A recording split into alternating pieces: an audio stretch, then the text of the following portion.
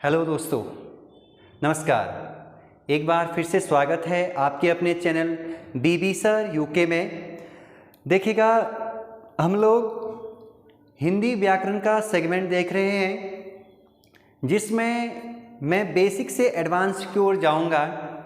ये क्लासेस खास करके जहाँ पर भी हिंदी का टॉपिक आपको पूछा जाता है उन तमाम एग्ज़ामों के लिए है, चाहे स्टेट लेवल चाहे सेंट्रल लेवल के कोई भी एग्ज़ाम हो, तो उन एग्ज़ामों के लिए। तो आइए स्टार्ट करते हैं। इससे पहले मैं आप लोगों को वर्णमाला का पार्ट ए दे चुका हूं और वर्णमाला का पार्ट 2 आज स्टार्ट होगा। तो मेरे ख्याल से बोर्ड दिख रहा होगा आप लोगों को, वर्णमाला पार्ट 2।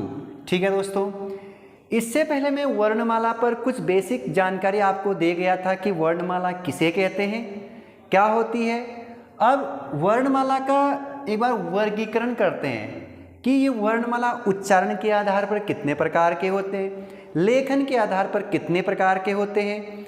देखते हैं जो ये वर्ण है दोस्तों, वर्गीकरण में जो आपका टोटल उच्चारण के आधार पर वर्णमाला होता है, तो वो होता है उच्चारण के आधार पर वर्णों की संख्या। उच्चारण के आधार पर वर्ण की संख्या होती है बच्चों आपका 45। कितना होता है दोस्तों? 45 उच्चारण के आधार पर। किसके आधार पर? उच्चारण के आधार पर। वहीं आपका लेखन के आधार पर, किसके आधार पर? लेखन के आधार पर वर्णमाला कितने होते हैं? लेखन के आधार पर वर्ण आपका 52 हो जाता है। कितना हो जाता है मित्रों? 52। ये सवाल पूछा गया है। इसके बाद आपका वही सवाल पूछा जाता है, उच्चारण के आधार पर स्वर कितने प्रकार के होते हैं। यहाँ पर आपको 11 याद रखने हैं। ऐसे ही आपका उच्चारण के आधार लेखन के आधार पर स्वर कितने प्रकार के, ये सवाल पूछा गया है। तो आप लेखन के आधार पर 13 करेंगे। कितना करेंगे दोस्तों? 13। इसके बाद आप लोगों का उच्चारण के आधार पर व्यंजन पूछा जाएगा। उच्चारण के आधार पर व्यंजन, इनकी संख्या होती है आपका, कितनी होती है दोस्तों? 35। कितनी होती है? 35। तो वही आपका लेखन के आधार पर इनकी संख्या बढ़ जाती है। लेखन के आधार पर व्यंजन, ठीक है, मैंने शॉर्ट लिख दिया, तो 39। इस डाटा को आप एक बार अपने नोटबुक में लिखेंगे और इनको अच्छे से नोट डाउन करेंगे, क्योंकि ये सवाल बार बार पूछा जाता है कि जो वर्णों का जो हम पाठ करते हैं कि वर्ण उच्चारण के आधार पर वर्ण की संख्या, लेखन के आधार पर वर्ण की संख्या, उच्चारण के आधार पर स्वर की संख्या 11, लेखन के आधार पर स्वर की संख्या 13, उच्चारण के आधार पर व्यंजन की संख्या 35, लेखन के आधार पर व्यंजन की संख्या 39। ओके दोस्तों, ये पार्ट्स आपको याद रखने पड़ेंगे। इसको मैंने अवश्य ही स्किप किया था पहले वाले पार्ट्स में, तो इस पार्ट्स में मैंने आपको इसको कवर करा दिया, तो मैं इसको इरेज कर रहा हूँ। आगे बढ़ते हैं दोस्तों, ठीक है। यहाँ से आपका सवाल पूछा जाता है कि लेखन के आधार पर स्वरों की संख्या कितनी होती है? 11 होती है या 13 होती है या 10 होती है? तो मैंने बताया आपको 13 होता है। ठीक है दोस्तों, वर्णमाला का वर्गीकरण हम लोग देख रहे थे। पहला हमने वर्णमाला का वर्गीकरण देखा कि कितने प्रकार के होते हैं। फिर हमने देखे स्वर पढ़े, इसके स्वर के कितने प्रकार के होते हैं ये पढ़े हमने। स्वर के भेद पढ़े, तो स्वर मैंने आपको रचना के आधार पर, प्रयोग के आधार पर, आज हम जीभ के प्रयोग के आधार पर पढ़ेंगे। किसके आधार पर? जीभ के प्रयोग के आधार पर। इससे पहले मैं आपको उच्चारण के आधार पर स्वर समझा चुका हूँ। उच्चारण के आधार पर 3 प्रकार के, ह्रस्व स्वर, दीर्घ स्वर, प्लुप्त स्वर। आज जीभ के प्रयोग के आधार पर, किसके आधार पर दोस्तों? जीभ के प्रयोग के आधार पर स्वर कितने प्रकार के, स्वर कितने प्रकार के? तो दोस्तों ये होता है आपका 3 प्रकार। कितने प्रकार? 3। यहाँ पर जो आपको 3 प्रकार याद रखना है, तो सबसे पहले आपको अग्रस्वर, अग्रस्वर, दूसरा आपका मध्य स्वर, तीसरा आपका पश्य स्वर। क्या हो जाएगा? पश्य स्वर। ठीक है दोस्तों, तो आपको क्या याद रखना है कि जीभ के प्रयोग के आधार पर स्वरों का विभाजन आपका अग्रस्वर 3 प्रकार के होते हैं, ये मध्य स्वर, पश्य स्वर। जीभ के प्रयोग के आधार पर स्वर कितने प्रकार के? 3, अग्रस्वर, मध्य स्वर, पश्य स्वर। समझ में आया दोस्तों? आगे बढ़ेंगे। अब यहाँ से आपको जो सवाल पूछा जाएगा वह ये सवाल पूछा जाएगा आपका कि जो हम स्वर पढ़ रहे थे 11, कितने पढ़े हमने? 11 दोस्तों। तो इसमें से आपका सवाल पूछा जाएगा कि मध्य स्वर किसे कहते हैं। देखिएगा, यह आपका जीभ, जो आपका जीभ है ना, शीशे में देखिएगा और इन स्वरों को बोलने की कोशिश करिएगा, इनके उच्चारण निकालने की कोशिश करिएगा। डेफिनेटली ये स्वर वैसे ही निकलेंगे जैसे मैं बता रहा हूँ। मध्य स्वर जैसे एक ऐसा स्वर या एक ऐसा वर्ण जो आपका सीधे कहाँ से निकला होगा? बीच से, गलकंठ के मध्य। जैसे आ, क्या दोस्तों? आ। कक्षा 6, 7, 8 में आप लोगों ने वर्णमाला अच्छे से पढ़ा नहीं, क्या करें, मजबूरी है। आ, मध्य स्वर आ। क्या होता है दोस्तों मध्य स्वर? सिर्फ आ आपको याद रखना। क्या हो जाएगा? मिस्टेक, सॉरी, क्या हो गया? इसमें मध्य स्वर में अ आएगा। क्या आएगा? अ, मतलब जीभ का आगे वाला भाग लग रहा है। अ, क्या लग रहा है? जीभ का आगे वाला भाग लग रहा है दोस्तों, बिल्कुल लग रहा होगा, जीभ का आगे वाला भाग। अब पश्चिम में देखो, आ, जीभ का ये जो जीभ है ना पीछे को जा रहा है, आ। ठीक है, आ, उ, क्या? उ। क्या हो जाएगा दोस्तों? आ, उ। अब देखिए, ई। समझ में आया? ओके दोस्तों। अब यहां पर जो आपको अग्रस्वर है ए आई। देखो फिर से, मध्य स्वर में अ, जिसमें जीभ का आगे बीच का भाग, अग्रस्वर में जिसमें जीभ का आगे वाला भाग ई, ए आई। पश्य भाग या पश्य स्वर जिसमें जीभ का पीछे वाला भाग लगा, आ, उ, ओ और आ हो जाएगा। समझ में आया दोस्तों? देखिएगा, मैंने बोला जीभ के आधार पर, मतलब आपका जीभ जैसी हरकतें करेगा वैसे आपका स्वरों का यहाँ पर क्या हो जाएगा? विभाजन हो जाएगा। मध्य स्वरों की संख्या 1, मध्य स्वरों की संख्या दोस्तों 1, अग्रस्वरों की संख्या 4। कितनी दोस्तों? 4। तो बचा कितना? 3, 2, 5, कितना? 5। तो ये हो गया। ठीक है दोस्तों, तो ये था जीभ के आधार पर। किसके आधार पर दोस्तों? जीभ के आधार पर। अब हम देखेंगे मुखाकृति के आधार पर स्वरों का विभाजन। किसके आधार पर? मुखाकृति के आधार पर। मुखाकृति के आधार पर। किसके आधार पर मित्रों? मुखाकृति के आधार पर स्वरों का विभाजन। स्वरों का विभाजन। तो आप क्या करेंगे? फिर से सबसे पहले हमने क्या पढ़ा? सबसे पहले हमने पढ़ा दोस्तों उच्चारण के आधार पर। किसके आधार पर? उच्चारण के आधार पर 3 प्रकार के। कितने प्रकार के? 3। फिर हमने जिह्वा के आधार पर, मतलब जीभ के प्रयोग के आधार पर 3 प्रकार के पढ़े। कितने प्रकार के? 3। अब मुखाकृति के आधार पर स्वरों का विभाजन 4 प्रकार के होते। तो कितने प्रकार के? 4 प्रकार के। सबसे पहले आपका समृद्ध होगा। क्या होगा दोस्तों? सबसे पहले समृद्ध स्वर, सबसे पहले समृद्ध स्वर, इसके बाद अर्ध समृद्ध स्वर, अर्ध समृद्ध स्वर, इसके बाद दोस्तों विवृत स्वर, विवृत स्वर, इसके बाद अर्ध विवृत स्वर, अर्ध विवृत स्वर। दोस्तों क्लियर हो रहे हैं आपको? मुखाकृति के आधार स्वरों का विभाजन 4, समृद्ध स्वर, अर्ध समृद्ध, विवृत और अर्ध विवृत। ठीक हो गया दोस्तों। तो आपको सबसे पहले यहां पर इनके एक बार अर्थ भी समझने हैं। ऐसे स्वर जिसमें आपका मुंह बहुत कम खुलता है दोस्तों, उसको बोलते हैं आपका अर्ध समृद्ध। उसको क्या बोलते हैं? अर्ध समृद्ध। ऐसे स्वर जिसमें आपका मुंह अल्प समय के लिए खुलता है, बहुत कम खुलता है मुंह, तो उसको बोलते हैं समृद्ध। जिसमें आपका मुंह थोड़ा ज्यादा खुलता हो दोस्तों, तो उसको बोलते हैं विवृत स्वर। समझ में आया? जिसमें मुंह थोड़ा सा आधे से भी ज्यादा खुलता है दोस्तों, तो उसको बोलते हैं अर्ध विवृत स्वर। ठीक है दोस्तों। तो समृद्ध स्वर का अर्थ होता है, पहले एक बार अर्थ समझिएगा आप, बंद होना। क्या होना मित्रों?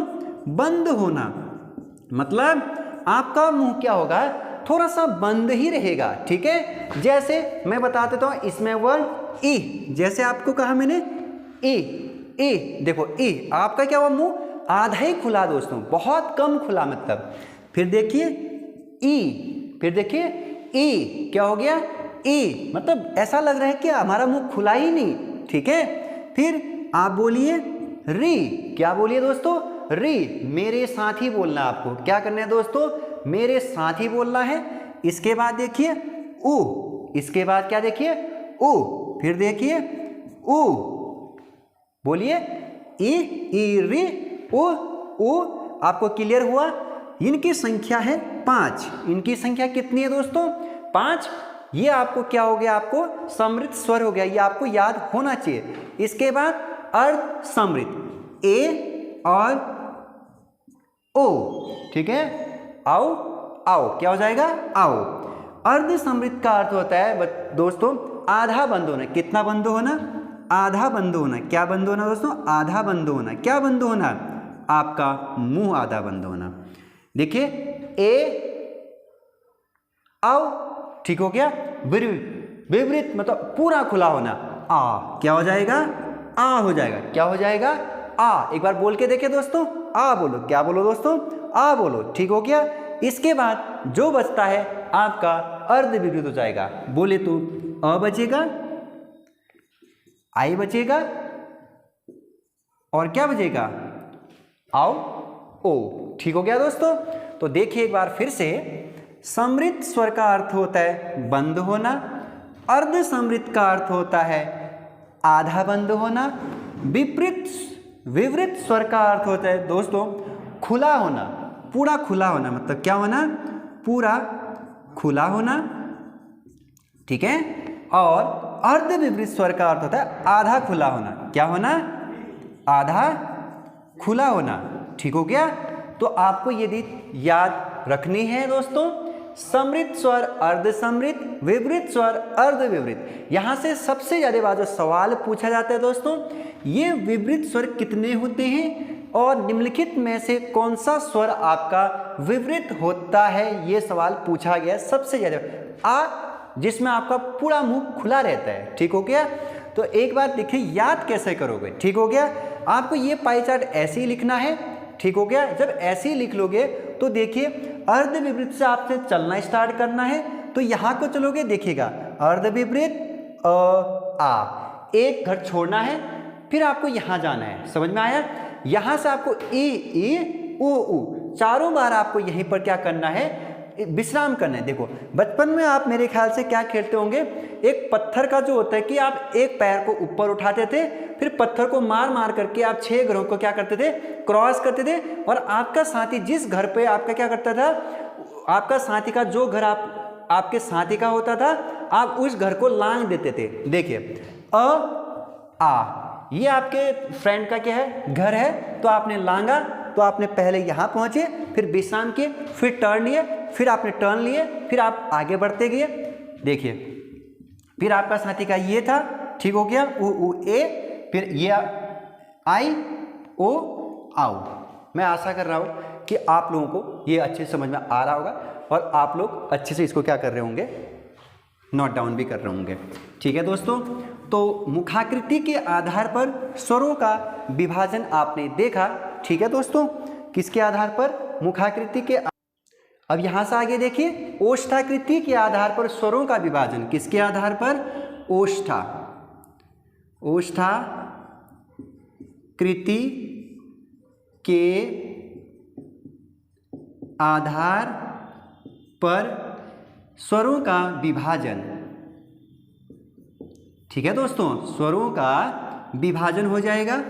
अब देखिएगा, मतलब आपकी मुख की आकृति क्या होनी चाहिए, मतलब आपकी जो ये होठ है, जो ये होठ है ना, ये होठ आपका यहाँ पर एक वृत्ताकार बनाएंगे, कुछ स्वर अवृत्ताकार प्रकार के बनाएंगे। क्या? ओष्ठाकृति के आधार पर स्वरों का विभाजन दो प्रकार के होते हैं। कितने प्रकार के? दो। एक होता है आपका वृत्ताकार, एक होता है अवृत्ताकार। एक क्या होता है? अवृत्ताकार। देखिएगा दोस्तों, अब वृत्ताकार ऐसे स्वर होते हैं जो स्वर ओठ, जो ये होठ है, ये होठ कुछ वृत्ताकार आपका क्या बनाएगी, आपका आकृति बनाएगी। यहाँ वृत्ताकार आपके जो ये होठ है ना, वृत्ताकार जैसा फील करेगा। जैसे मैं आपको बताता हूँ, ओ, जैसे आपने कहा ओ, ओ बोलिए दोस्तों, वृत्ताकार जैसा बना रहा है ना। आपने वृत्ताकार देखा तो होगा, वृत्ताकार। ठीक हो गया। फिर आपका क्या हो जाएगा? ओ हो जाएगा। बोलिए दोस्तों एक बार, ओ बोलिए। क्या बोलिए? ओ बोलिए। इसके बाद ओ बोलिए। ओ बोलने से पहले आओ भी बोलिए। फिर ओ, आओ, आओ, ओ। ठीक हो गया। तो वृत्ताकार स्वरों की संख्या कितनी हुई आपकी? 4 हुई। कितनी हुई दोस्तों? 4 वृत्ताकार। ठीक हो गया। बाकी जितने बचा, जैसे अ, आ, ई, ठीक हो गया, ए, आई, यहां लिख देता हूं दोस्तों।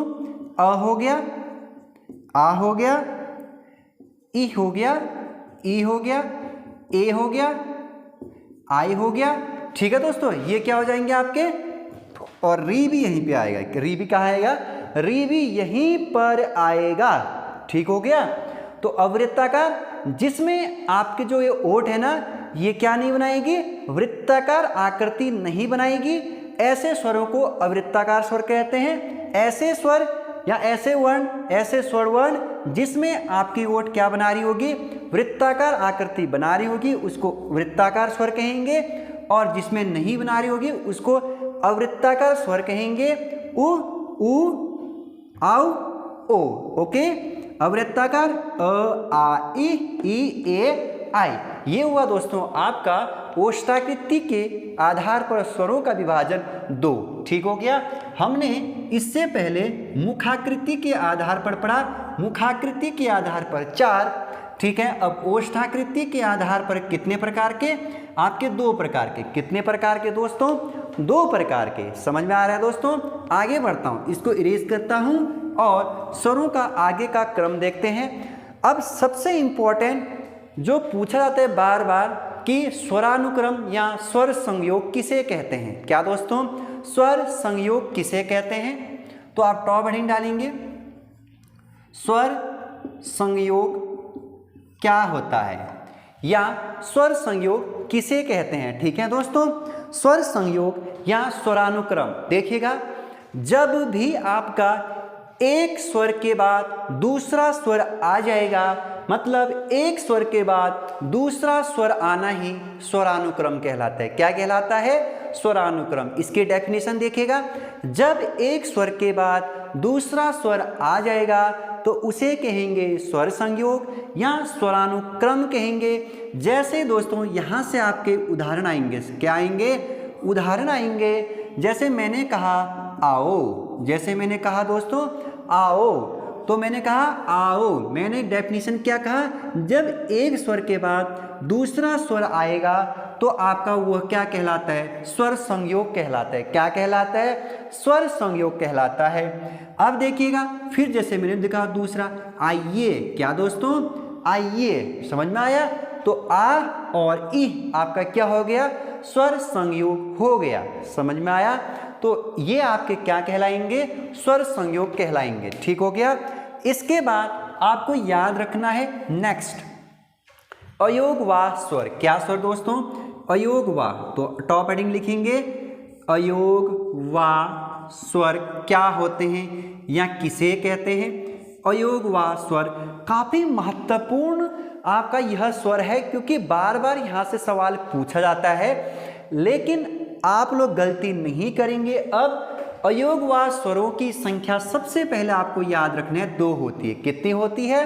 2। जो आपका जो अयोगवाह स्वर है 2, एक अंक और एक क्या होती है दोस्तों? एक अह होती है। क्या होती है? एक अंक और एक आपका अह होती है। ठीक है। कई विद्वानों ने, हिंदी के विद्वानों ने इसको क्या बोला है? मिश्रित स्वर व्यंजन बोला है। क्या बोला है दोस्तों? मिश्रित स्वर व्यंजन भी बोला है इनको, मिश्रित स्वर व्यंजन बोला है। ठीक हो गया, क्योंकि इसमें व्यंजन का मिश्रण भी रहता है और स्वर का भी, इसलिए इसको मिश्रित स्वर व्यंजन। वहीं आपका महान हिंदी के प्रख्यात विद्वान किशोरीदास वाजपेयी ने इनको जिस नाम से जाना है, वो कहते हैं कि आपका यह क्या है? स्वर नहीं होते हैं, लेकिन उन्होंने कहा कि स्वर तो है, स्वर है। देखो किशोरीदास वाजपेयी ने इसको क्या परिभाषित किया है, देखोगे। किशोरीदास वाजपेयी ने कहा है जो योग हो, साथ चलने वाला ना हो। मतलब योगवाह की डेफिनेशन उन्होंने क्या बताई है? योग पर साथ में ना। जैसे आपकी परछाई आपके साथ चलता है लेकिन आपके पीछे चलता है, मतलब योग है पर साथ नहीं है। क्या नहीं है? योग है पर साथ नहीं चलने वाला, साथ नहीं चलने वाला। ठीक हो गया दोस्तों। और वही आपकी दूसरी डेफिनेशन में क्या पूछा जाते हैं? योग है पर पीछे साथ चलने वाला। ठीक हो गया। किशोरीदास वाजपेयी ने ये कहा है ओवरऑल कि आपका योग है पर साथ चलने वाला नहीं है। इतना आप याद रखेंगे। अयोगवाह स्वर का अर्थ यही होता है। अयोगवाह स्वरों की संख्या 2 होती है, इतना आप अवश्य ही याद रखेंगे। इसके बाद विदेशी, आगत या बाहरी स्वर किसे कहते हैं? ठीक है, या इसे आगत स्वर कहिए या इसे विदेशी स्वर कहिए। ठीक है दोस्तों, या इसी को बाहरी स्वर कहिए। ठीक है, ऐसे स्वर जो बाहर से आया हो, जैसे आ। ठीक हो गया, इतना आप याद रखेंगे। विदेशी स्वर समाप्त हुआ। ठीक हो गया। इसके बाद सबसे इंपॉर्टेंट आपका बलाघात स्वर किसे कहते हैं? कौन सी स्वर दोस्तों? बलाघात मोस्ट इंपॉर्टेंट होगा। बलाघात स्वर क्या होते हैं? यहां से सवाल पूछा गया है, यहां से आपका क्या कहा गया? सवाल पूछा गया है। इसे बलाघात के साथ साथ स्वराघात भी कहते हैं। क्या कहते हैं इसे? बलाघात के साथ साथ स्वराघात। देखिएगा, इसकी डेफिनेशन अच्छे से सुनिएगा। इसमें किसी विशेष वर्ण पर क्या दिया जाता है? जोर दिया जाता है, मतलब बोले तो बल दिया जाता है। क्या दिया जाता है? किसी विशेष स्वर पर, किसी विशेष वर्ण पर क्या दिया जाता है? जोर दिया जाता है, मतलब आपका बल दिया जाता है। क्या दिया जाता है? बल दिया जाता है। जैसे एक मैं सुंदर सा गाना बोल रहा हूं, क्या बोल रहा हूं? सुंदर सा गाना गा रहा हूं। ठीक हो गया। जैसे मैंने कहा तुम ही हो। क्या हो? तुम ही हो। क्या दोस्तों? तुम ही हो। अब तुम ही हो। देखिए, मैंने एक बहुत प्यारा सा सॉन्ग गाया, भले ही मेरी आवाज़ सही नहीं है, लेकिन आपको ये गाना खुद गाना पड़ेगा ना दोस्तों। देखिए, तुम ही हो, अब तुम ही हो, मतलब देखिए मैंने डेफिनेशन क्या कहा? किसी विशेष वर्ण पर जोर दिया जाएगा, मतलब उस पर ताकत लगा दिया जाएगा। जैसे मैंने क्या कहा? तुम ही हो, अब तुम ही हो, मेरी जिंदगी में अब तुम ही हो, मतलब ठीक हो गया। मैंने क्या किया? किसी विशेष वर्ण पर ज्यादा ही स्वर का क्या कर दिया? किसी वर्ण पर बल दिया, जैसे ही पर। ठीक हो गया। तो इसे बोलते हैं आपके क्या? बलाघात स्वर बोलते हैं। ठीक हो गया। तो ऐसा आपका सेंटेंस आएगा। मैंने सॉन्ग के माध्यम से आपको क्या किया दोस्तों? समझाने की कोशिश की। ठीक हो गया। अब आप लास्ट लिखेंगे, इस स्वर के अंतर्गत अनुनासिक स्वर किसे कहते हैं? कौन से स्वर? अनुनासिक स्वर किसे कहते हैं? अनुनासिक स्वर किसे कहते हैं? अच्छा देखिएगा, जिन मतलब ऐसे स्वर जो आपके मुंह के साथ साथ थोड़ा सा कहाँ से भी प्रोनाउंसिएशन हो, नाक से भी हो, कहाँ से भी हो दोस्तों, नाक से भी हो, उनको क्या कहते हैं, आपका अनुनासिक स्वर कहते हैं। जैसे आपने आ बोला, ए बोला, ओ बोला, ठीक हो गया दोस्तों। जैसे मैंने लिखा आ, क्या लिखा आ, क्या लिखा आ, ए लिखा।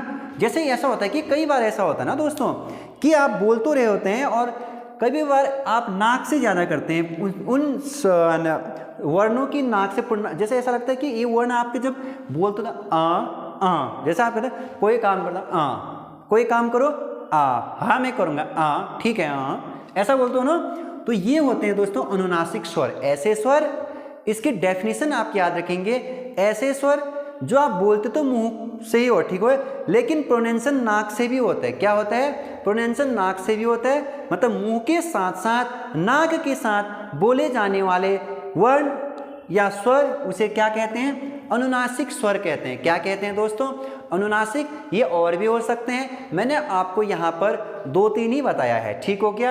आप कई बार बोलते हो, ठीक हो गया दोस्तों। अब इसके बाद पढ़ेंगे हम व्यंजन। क्या पढ़ेंगे दोस्तों, व्यंजन पढ़ेंगे। काफ़ी महत्वपूर्ण वह टॉपिक होगा।